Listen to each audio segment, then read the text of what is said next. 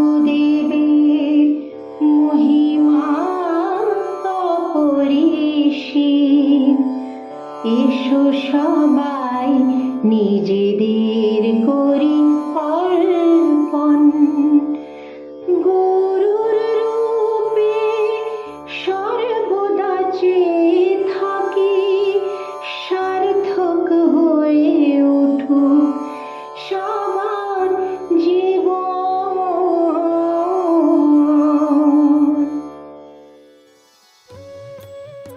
শ্রী গুরু ভাগবত দ্বিতীয় খণ্ড। মূল রচনা ডক্টর চন্দ্রভানু শতপথী। পর্ব 114, দিব্যপথের দ্বারপাল। শেষ পর্যায়ে মহাবিশ্বের সমাপ্তি ঘটে এবং ব্রহ্মার মধ্যে সম্পূর্ণভাবে যুক্ত হয়ে যায়।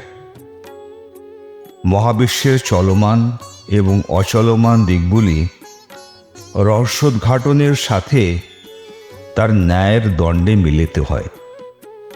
জীব ও নির্জীব উভয়ই ধ্বংস হয়ে যায় এবং সূক্ষ্ম শক্তিতে রূপান্তরিত হয়।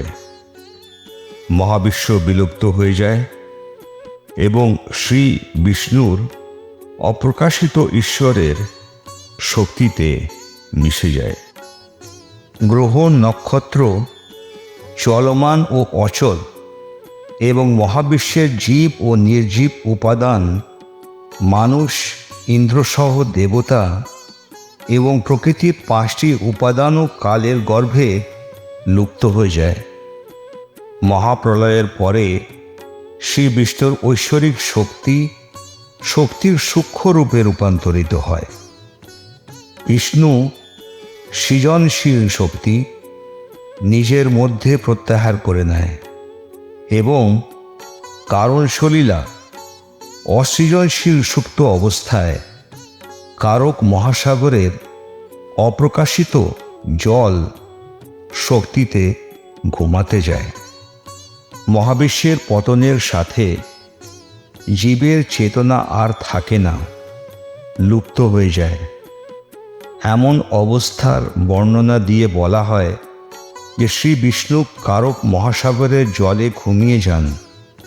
অসৃজনশীল সুপ্ততা আদিত্য, বাসু, মনু, যক্ষ এবং 10 দিকের নিয়ন্ত্রকদের মতো দেবতারা হিন্দু ধর্মাবলম্বীদের দক্ষিণ এবং জীবন্ত সত্তা বা প্রেতালোক, ভূতের অঞ্চল সকলেই কার্যকারক মহাসাগরে মিশে যায়। দেবতারা, হিন্দু ধর্মাবলম্বীদের দেবতারা ঐশ্বরিক বিভ্রমের মায়ার ফলে অস্তিত্ব লাভ করেছে। বিষ্ণুর মায়ার দ্বারা সঞ্চালিত রহস্যোদ্ঘাটনের সময় তারা তাদের চেতনা হারায়। মহাবিশ্ব শ্রী বিষ্ণুর ঐশ্বরিক খেলা মায়া দ্বারা পরিচালিত হয়, যার মধ্যে মহাবিশ্ব তার পরিচয় হারায়।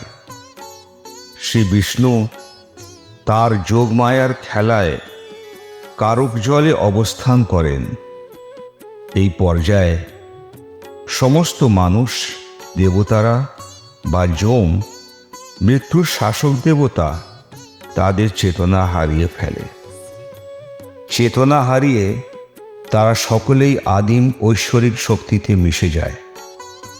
এমন অবস্থায় কিছুই থাকে না, শুধুমাত্র বিশাল শূন্যতা পরিব্যাপ্ত।